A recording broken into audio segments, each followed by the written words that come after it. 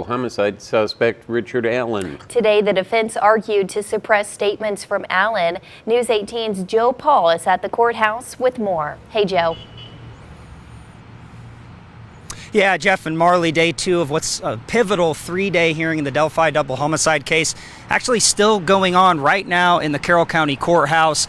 Those proceedings are expected to wrap up just really any time this evening. And then after that, Richard Allen's going to come out of those doors. He's going to be put into this sheriff's office truck and taken to jail while he waits until the final day of this hearing starts tomorrow. Of course, we'll be there and bring you updates on that. Right now, we want to show you some video that was taken from earlier this morning, so go ahead and take a look at that. But I want to tell you what happened this afternoon, because much of the discussion focused on the conditions inside what's being called, quote, the hole. That's a maximum security portion of the Westville Correctional Facility.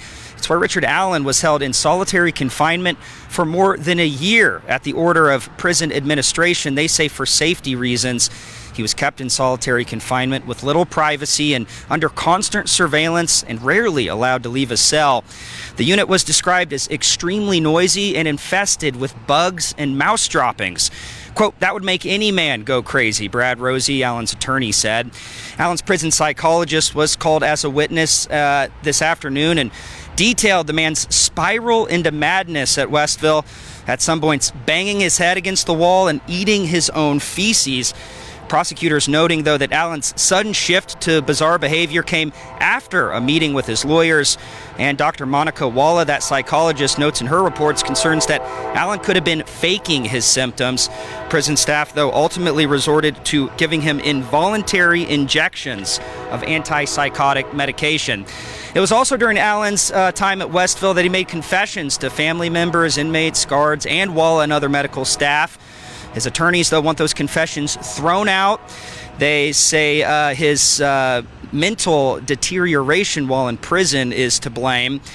Walla reports that Allen's suicidal thoughts intensified, and he said death would bring him relief. Well, the warden at the time, John Gallipo, was also called as a witness. He recalled hearing firsthand some of Allen's admissions, several of those admissions. Allen saying, quote, I killed those girls. At least that's according to Gallipo. Allen was on suicide watch for much of his time at Westville.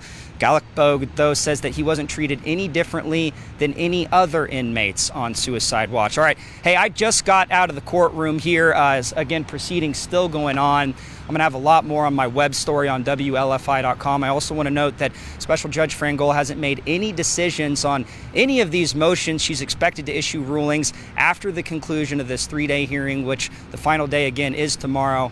More proceedings set to begin tomorrow morning.